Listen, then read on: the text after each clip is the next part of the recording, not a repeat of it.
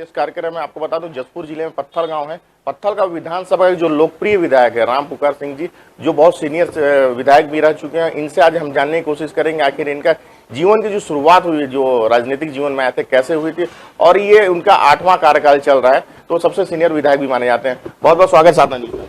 धन्यवाद। विधायक जी, मैं सबसे आगे आपकी शुरुआत, क्योंकि मैं अगर सुनने 1977 से आपकी राजनीतिक जीवन में विधायक बने, विधायक आखिर राजनीतिक जीवन में कैसे प्रवेश किए?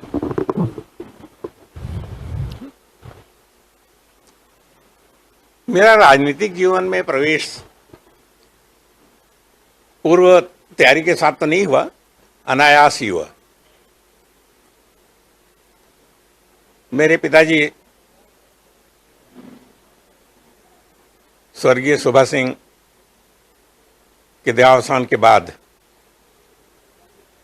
मैंने अपनी नौकरी छोड़कर घर में कृषि कार्य के लिए आ गया। लेकिन इस अवधि में मैं अपनी खेती की तैयारी करते करते हमारे लोगों ने, जो कांग्रेस परिवार के वरिष्ठ जन रहे, उन्होंने देखा कि इस परिवार से अब इस व्यक्ति को यदि हम राजनीति में लाते हैं, अब आने वाले समय में यदि इनको कांग्रेस का प्रत्याशी बनाया जाता है, संभवतः हम लोग कांग्रेस की सीट यहां हासिल कर सकते हैं। उन्होंने मेरे से संपर्क किया और उनके चर्चा के माध्यम से मैंने उनको हाँ भी कहा। हाँ कहने के पश्चात तात्कालिक सभा का चुनाव उसमें संपन्न होने जा रहा था 77 में, और वहां उमेश सिंह राठिया जी हमारे स्वर्गीय पूर्व सांसद जो है इसके उम्मीदवार थे। इन सभी संगठन के लोगों ने यह तय किया कि लोकसभा के इस चुनाव में पत्थलगांव विधानसभा क्षेत्र से इनको चुनाव प्रचार के लिए जीप दिया जाए और इनको इस कार्य में लगाया जाए। उन्होंने मुझे चुनाव प्रचार में संलग्न किया। मैं पत्थलगांव विधानसभा क्षेत्र में घूमना शुरू भी किया। उससे मेरे को बहुत बड़ी राहत मिली और एक उम्मीद बढ़ा मेरा। लोगों से भी परिचित हुआ और लोगों ने अपेक्षा की कि हम तो आप चुनाव लड़ेंगे ऐसा सुन रहे थे, लेकिन आप दूसरे के चुनाव प्रचार के लिए आए हुए हैं। मैंने वहां लोगों को यही आश्वस्त करते रहा कि भाई जब मेरे को की पार्टी टिकट देगी और मैं उम्मीदवार के रूप में आपके बीच में आऊंगा तो मैं जरूर आपको कांग्रेस के पक्ष से ही समर्थन मांगूंगा। लेकिन आज मैं कांग्रेस के पक्ष से चुनाव प्रचार के लिए माननीय हमारे राठिया जी जो उम्मीदवार हैं उनके लिए मैं वोट मांगने आया हूं। इस चुनाव से एक ऐसा मेरे को साहस बढ़ा कि नहीं, यदि कांग्रेस पार्टी मुझे टिकट देती है तो हमको निश्चित रूप से चुनाव लड़ना चाहिए। सौभाग्य की बात है कि 77 में जनता रेजिम में केंद्र में मोरारजी देसाई की सरकार बन गई। कांग्रेस के लिए इतना उहापोह की स्थिति थी कि वहां कांग्रेस के लिए टिकट जुगाड़ करना मध्य प्रदेश में एक मुश्किल सी स्थिति थी पार्टी के लिए। ऐसी स्थिति में कुछ लोग, हम लोग नए लोग, जैसे चंद्रशेखर राठिया जी धर्मजयगढ़ से, ब्लासू सेक्का बगीचा से, मैं यहां से हो गया, हम लोग नए लोगों को टिकट दी गई और टिकट हम लोगों को हमारे उस समय तत्कालीन मुख्यमंत्री रहे श्यामाचरण जी शुक्ला माननीय, उनके द्वारा टिकट मिली और उन्होंने हम लोगों को बिना देखे ही टिकट दे दिया, इस भरोसे में कि ब्लॉक कांग्रेस कमेटी, जिला कांग्रेस कमेटी यदि इन लोगों को कैंडिडेट बना रही है तो निश्चित रूप से इनका आश्वासन है कि हम चुनाव जिता के लाएंगे। और यही हुआ। वो समय 77 में यहां 10 सीटें कांग्रेस के पक्ष में गया और मध्य प्रदेश में 84 विधायक जीत के आए। अब उस समय इंडिकेट सिंडिकेट का दौर चला, अर्श कांग्रेस और इंदिरा कांग्रेस। हम लोग इंदिरा कांग्रेस में शामिल हो गए माननीय तत्कालीन अर्जुन सिंह के नेतृत्व में। अब 62 लोगों का एक अपोजिशन हमारा बन गया, नेता प्रतिपक्ष के हो गए अर्जुन सिंह जी। बाकी 22 लोग बचे, वो अर्श कांग्रेस में ही रहे। बाद में जब 80 में जो उपचुनाव आया, उस समय वो 22 लोगों को भी इंदिरा कांग्रेस की टिकट मिली और वो भी चुनाव लड़े। तो इस तरह से 77 में टिकट मिली।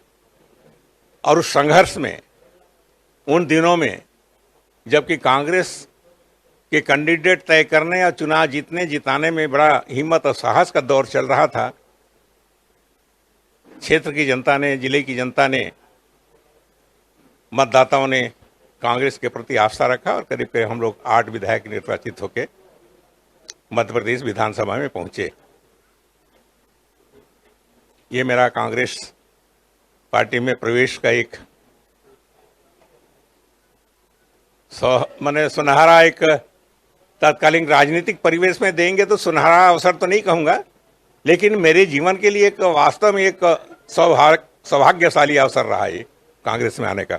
निश्चित तौर से अगर कांग्रेस में देखा जाए तो इनकी जो सौभाग्य बोल रहे हैं सौभाग्य, लेकिन जो जनता की आवाज है, जो जनता वहां जानते थे, जो जनता आपको मानते थे, क्योंकि जनता चुने थे आपको, कहीं ना कहीं जनता जब आपको चुनती है तो ही आप विधायक बनते हैं, तो जनता का प्यार तो आपके साथ था ना।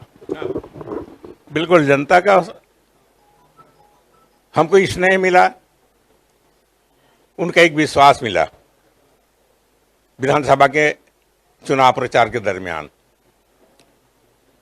और एक ऐसा अवसर था जो हमको देखे भी नहीं थे, वो मेरे साथ जब मिले तो लोगों ने वो प्रसन्नता व्यक्त की, और वही प्रसन्नता का और उनके विश्वास का, उस स्नेह का प्रतिफल ये हुआ कि 77 की विधानसभा के संघर्ष में चुनाव में हम लोग 835 वोट से जीत पाए। और इसने धीरे धीरे आगे बढ़ते रहा। किसी ने कहा है ना, चला था मैं अकेले, कारवां बनता चला गया। और आज की स्थिति में भी 77 में हम जो चले, आज भी मेरा मूल्यांकन है राजनीतिक जीवन में कि 77-80 में जो हम चले थे, हमारे पीछे 10-20 लोग थे। हम समय समय पर पीछे भी झांक के देखते हैं कि क्या 10-20 लोग हैं कि उसमें बढ़ोतरी हुई कि गायब हो गए। लेकिन आपको बताते हुए, हमारी जितने भी यहाँ संगठन के पदाधिकारी वरिष्ठ बैठे हुए हैं, उनके सामने ये कहते हुए मुझे प्रसन्नता है कि हमारी जो टीम कांग्रेस के साथ जुड़ी, उनमें एक आस्था और विश्वास कांग्रेस के प्रति जबरदस्त रहा है। और उनके संघर्षों का प्रतिफल है कि हम लोग निरंतर पत्थलगांव विधानसभा में जीत हासिल करते आ रहे हैं। और ये हमारे लिए, हम सब कांग्रेस जनों के सौभाग्य की बात है कि 8वीं बार पत्थलगांव विधानसभा क्षेत्र का नेतृत्व करने का अवसर यहाँ के मतदाताओं ने दिया है।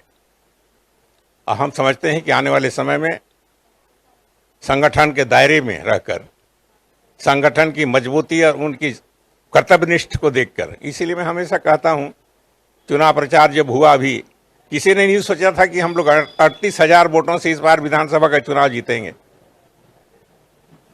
लेकिन यही मतदाताओं का समर्थन, आशीर्वाद, स्नेह का ही प्रतिफल है कि कांग्रेस के प्रति विश्वास किया, कांग्रेस के जन घोषणा पत्र पर विश्वास किया और इतने वोटों से पत्थलगांव विधानसभा को उन्होंने जिताया है।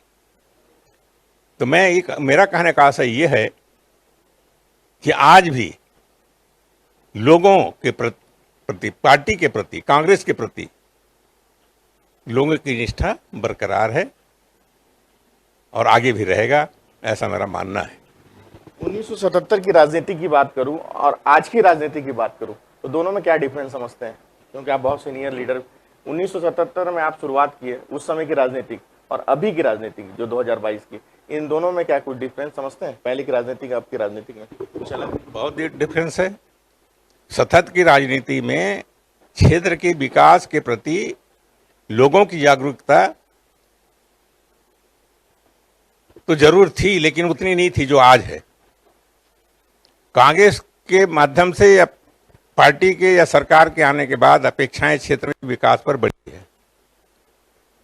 उन दिनों विकास कार्य के प्रति जनता का जिम्मेदारी तो ही, जो स्थिति है, जितने आज लोगों की मांगे बढ़ी हैं, आवश्यकताएं बढ़ी हैं, विकास का दायरा बढ़ा है, सुविधाएं बढ़ी हैं, बजट आया है ज्यादा, उसके आधार से उन दिनों बजट भी कम